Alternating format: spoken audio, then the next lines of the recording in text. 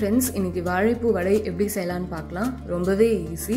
நான் சொல்கிற எல்லா இன்க்ரீடியன்ஸுமே நீங்கள் போட்டிங்க அப்படின்னா ரொம்ப சூப்பராக வரும். கண்டிப்பாக ட்ரை பண்ணுங்கள். இப்போ அது எப்படி செய்யலான்னு பார்க்கலாம். இதுக்கு வாழைப்பூவை நல்லா க்ளீன் பண்ணி வாஷ் பண்ணிவிட்டு இந்த மாதிரி ஸ்ட்ரெயினரில் போட்டு வச்சுருங்க. தண்ணி நல்லா வடியட்டும்.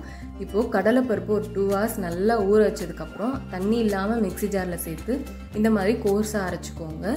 ரொம்ப பேஸ்ட் மாதிரி அரைக்கக்கூடாது. இந்த மாதிரி அரைச்சதுக்கப்புறம் இதில் இன்க்ரீடியன்ஸ் எல்லாம் சேர்த்துடலாம். என்னென்னு பார்த்துடலாம். இஞ்சி, பூண்டு, கருவேப்பிலை, கொத்தமல்லி, வெங்காயம், பச்சை மிளகா, கொஞ்சமாக புதினா. அதை நான் இதில் காட்ட மறந்துட்டேன். இப்போ நம்ம இந்த அரைச்சி வச்சுருக்கோம்ல கடலைப்பருப்பு, அதில் நம்ம சேர்த்துக்கலாம். 1 inch அளவுக்கு இஞ்சி குட்டி குட்டியாக கட் பண்ணி தட்டி சேர்த்துக்கோங்க.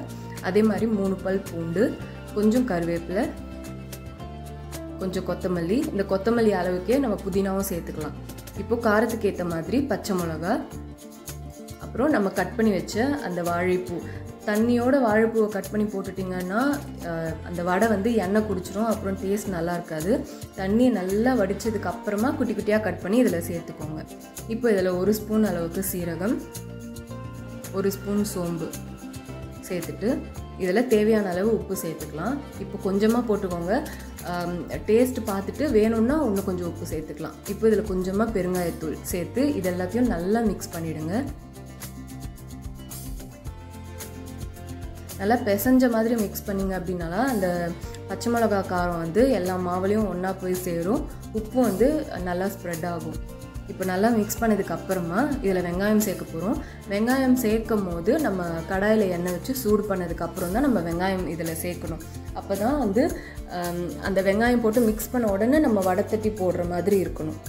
ஏன்னா வெங்காயத்துலேருந்து தண்ணி வரும்போது திருப்பியும் ரொம்ப தண்ணி விட்டுருச்சுன்னா வடை எண்ணெய் குடிக்கும்.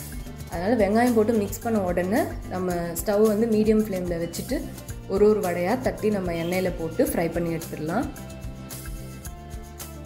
அதே மாதிரி இந்த மாதிரி வடை தட்டி போட்ட உடனே நம்ம கரண்டி வச்சு திருப்பி விடக்கூடாது. அப்படி விட்டிங்க அப்படின்னா உடஞ்சி போயிடும். அதனால் ஒரு 1 minute கழித்து ஒரு வடையாக நம்ம திருப்பி போடலாம். ரொம்பவே சூப்பராக இருக்கும். டேஸ்ட்டு ரொம்ப நல்லாயிருக்கும். கண்டிப்பாக நீங்கள் வீட்டில் ட்ரை பண்ணி பாருங்கள். இதில் புதினாவும் சோம்பும் மிஸ் பண்ணிடாதீங்க. அது ரெண்டும் தான் இந்த வடைக்கு ரொம்ப டேஸ்ட் கொடுக்கும். இந்த மாதிரி ஒரு தடவை செஞ்சு பார்த்தீங்கன்னாலே கண்டிப்பாக நீங்கள் மசால் வடைனா இப்படி தான் செய்வீங்க. இப்போது மீடியம் ஃப்ளேம்லேயே வச்சு செஞ்சதுனால மேலே உங்களுக்கு அழகாக கோல்டன் கலர் வந்திருக்கு. உள்ளேயும் நல்லாவே வெந்திருக்கும். இப்போ எண்ணெயிலேருந்து அதை எடுத்துட்டு திருப்பியும் அடுத்த பேட்ச் நம்ம போட்டுக்கலாம். இந்த மாதிரி நீங்கள் செஞ்சு பாருங்கள். ரொம்ப டேஸ்ட்டாக இருக்கும். சப்போஸ் வெறும் மசால் வடை தான் பிடிக்கும்னா வாழைப்பூவை மட்டும் ஸ்கிப் பண்ணிவிட்டு நீங்கள் செஞ்சு சாப்பிட்லாம். ரொம்ப டேஸ்ட்டாக இருக்கும். கண்டிப்பாக ட்ரை பண்ணி பாருங்கள். லைக் பண்ணுங்கள், ஷேர் பண்ணுங்கள், சப்ஸ்கிரைப் பண்ணுங்கள்.